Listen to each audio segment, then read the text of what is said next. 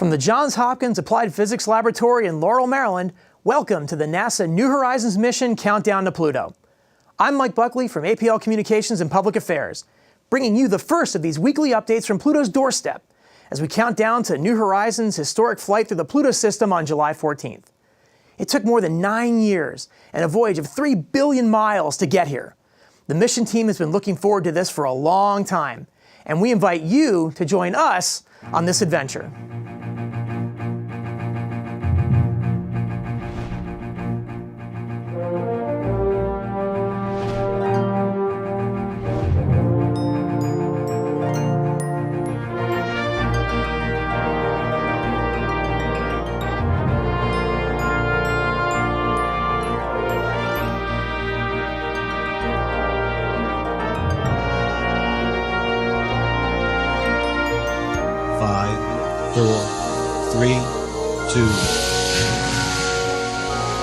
Ignition and liftoff of NASA's New Horizons spacecraft on a decade-long voyage to visit the planet Pluto and then beyond.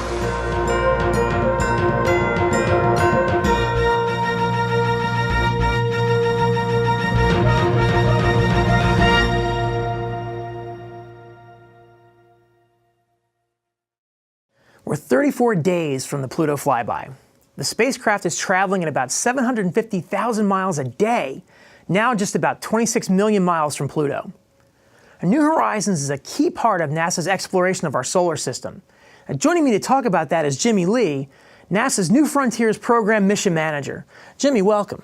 Thanks, glad to be here. First, start by telling us where New Horizons fits into NASA's exploration of the solar system. Sure, Mike. New Horizons will provide us a completion of our preliminary exploration of our solar system, the classical planets.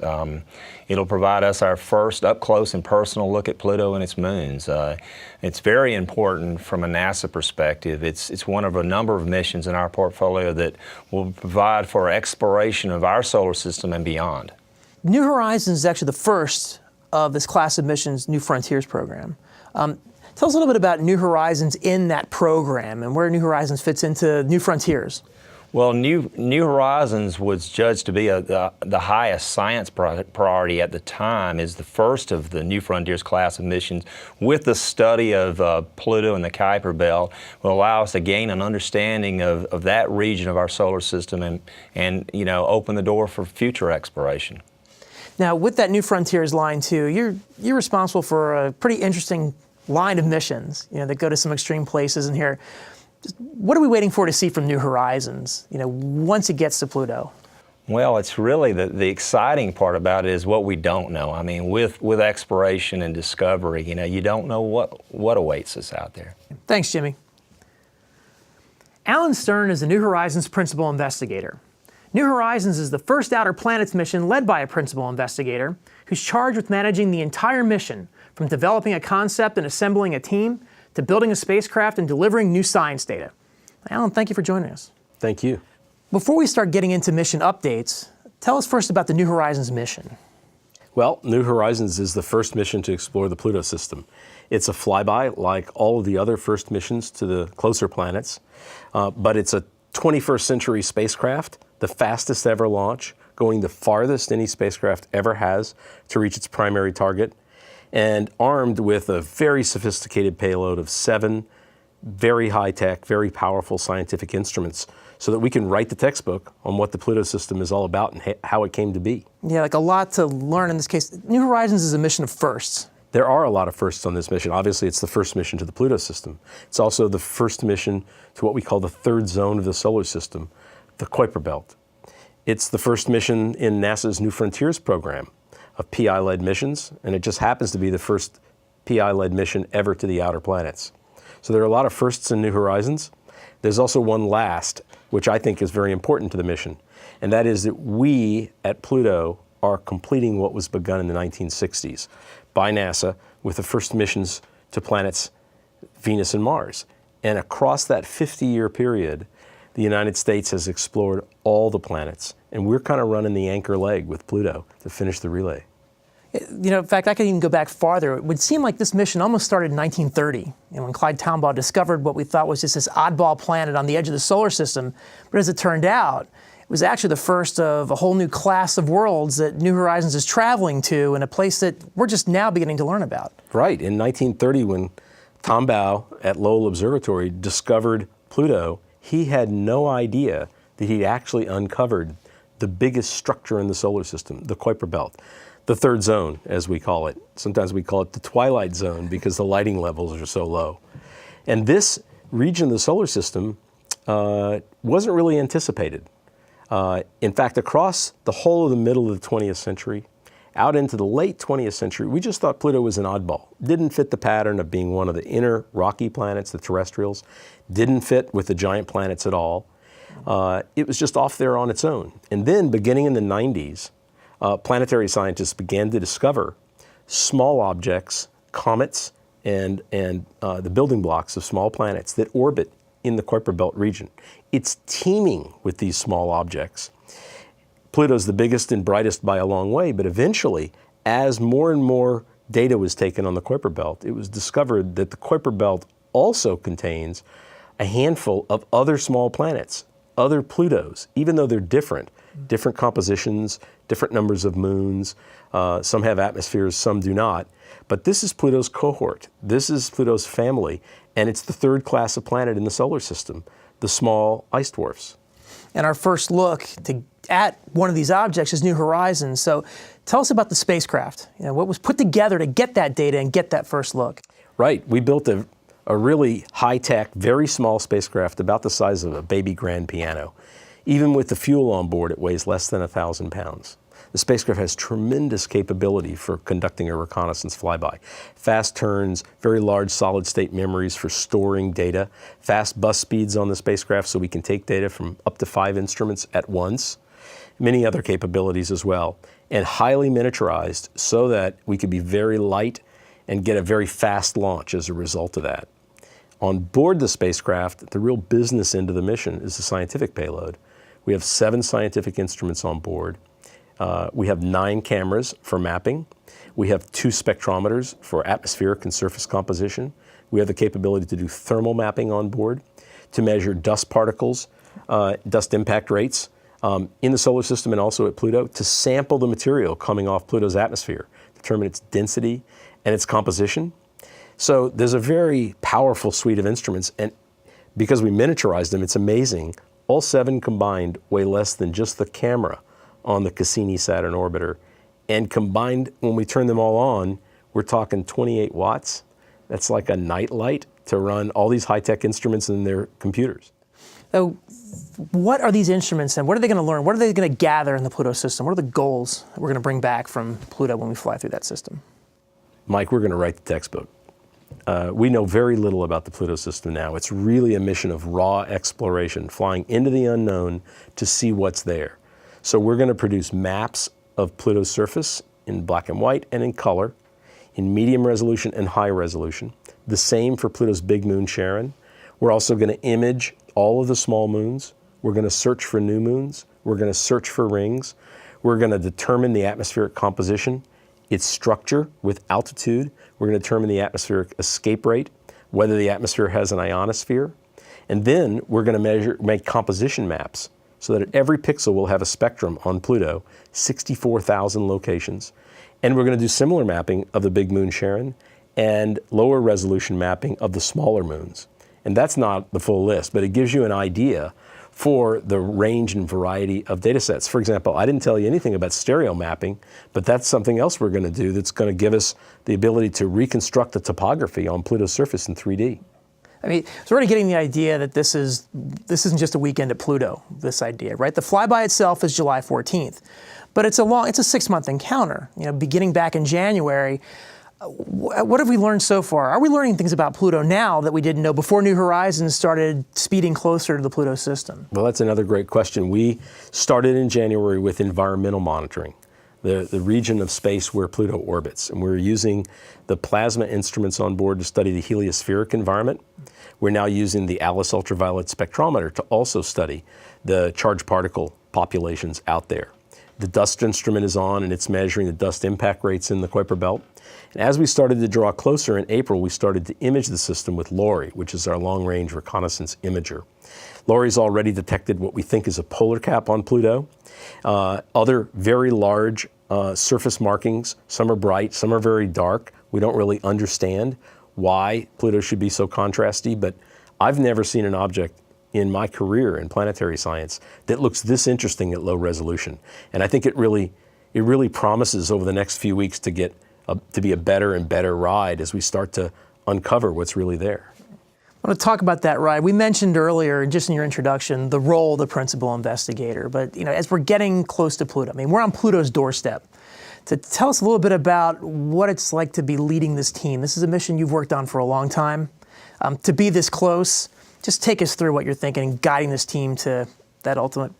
Well, New Horizons is a small team compared to some missions. When we were building it, there were 2,500 Americans that were involved in building the spacecraft, the payload, the ground system, and the rocket, of course, the launch vehicle. But in flight, it's been a very small team, about 50 people until recently. We've staffed up for the encounter. Mm-hmm. But we've got experts in guidance, in spacecraft systems, in the science, mission operations, mission planning, all the disciplines that you need. And this is one charged up team. They know that they're getting to do something very special because nothing like this has happened before since the 1980s. That's the last time, Voyager had a flyby at Neptune. And nothing like this is planned to happen again, ever, by any space agency. And so the team is not only psyched up, they know that they're doing something very, very important that we only get one shot at. And leading an effort like that is it's humbling, it's a privilege, and it's exhilarating at the same time because we're going to turn a point of light into a planet and its moons overnight in the next month. Thanks, Alan. We've heard from the principal investigator. Now it's time for a mission operations update.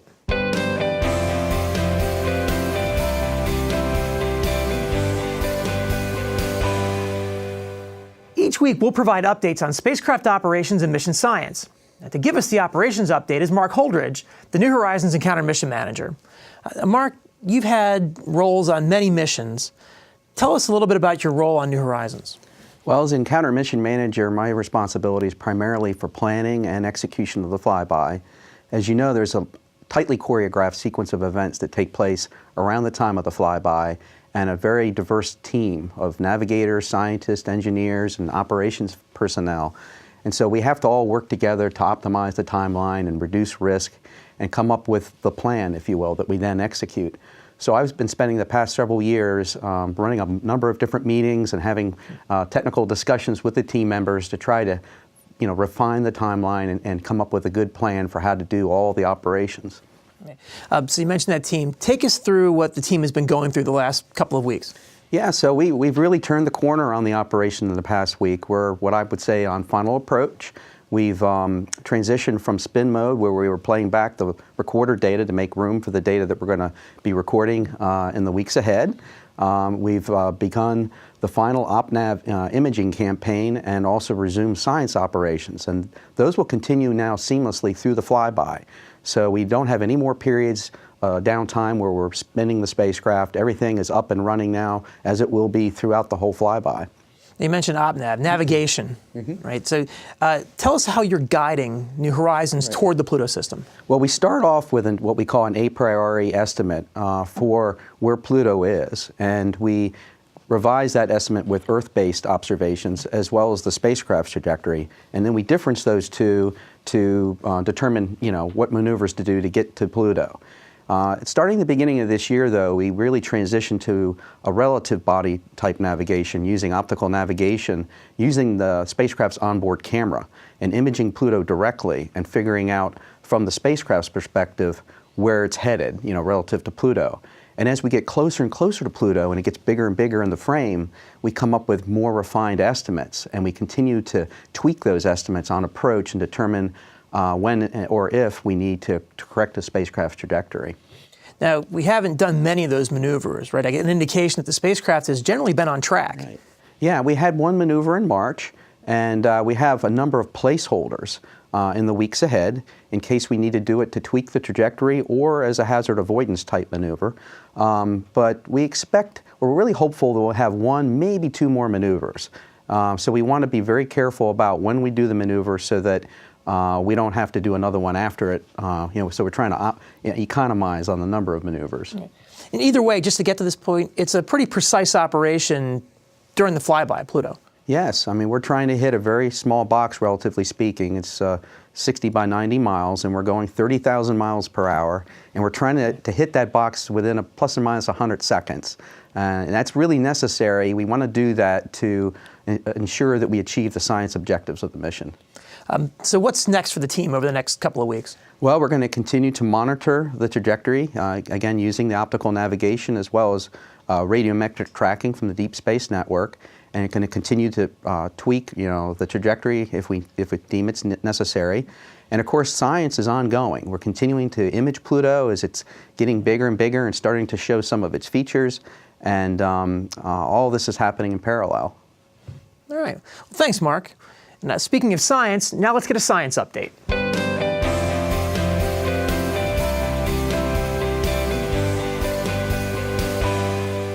Providing our science update this week is Hal Weaver, the New Horizons project scientist. Now, one thing I always found interesting about your job as project scientist is you're sort of the go-between, a dual role between the spacecraft team and the science team. Yeah, that's right, Mike. I mean, we have come from two very different cultures. The engineers, they really are in charge of getting what we need, but we have to let them know what we need. The scientific objectives of the mission is specified by the science team, but there are a lot of details that have to be worked out. And I'm that interface, that liaison between the two groups. All right, so the flyby is July 14th. We heard earlier about some of the overall science goals of the mission. But this is a 6-month encounter, and we're already getting some results. Oh, absolutely. Yeah. We've, in fact, already taken images with higher resolution than what's ever been done before, and it just gets better every day, every week. We come in, and we're squeezing as much information as we possibly can out of these images and seeing details like we've never seen before, and it's just getting better and better. All right, so what are we learning about Pluto so far? Yeah, so far, actually, what we've learned from the previous Hubble observations about dark spots and bright spots on Pluto seems to be pretty much borne out by the New Horizons images. But now, what we're really going to be trying to do as we fly by Pluto is learn why. Why are we having, what's causing these bright and dark spots on Pluto? Exactly what is it? Now, you're taking different types of images, too. There's some for the surface, but there are also some that are looking deeper into the Pluto system. Yeah, that's right. We basically have two big objectives in mind. One is to just get better resolution on Pluto and Charon. But in addition, we're also taking very deep, long exposure photographs of the system, images of the system, in order to look for new satellites and dust particles that may pose a hazard to the New Horizons spacecraft as it flies by. Now, we haven't seen anything yet, but we're like, up in the crow's nest on the spacecraft, coming in and looking for anything that might harm us. Okay, so that's what we have so far. What's next on the science plan? So, just better and better, basically, as we come closer and closer to Pluto, getting more resolution on Pluto and Charon, going deeper and deeper. We're already well below what has been done from Earth-based observations in terms of looking for new satellites and dust in the system. So anything you see from this point on would be something new. All of this is new. From now on, it's new, and it's just getting better and better. Yeah. Thanks, Hal. So that's the latest from NASA's New Horizons mission on Pluto's doorstep. 34 days and 26 million miles to go until the Pluto flyby. The countdown continues. I'm Mike Buckley from the Johns Hopkins Applied Physics Laboratory, and we'll see you next week.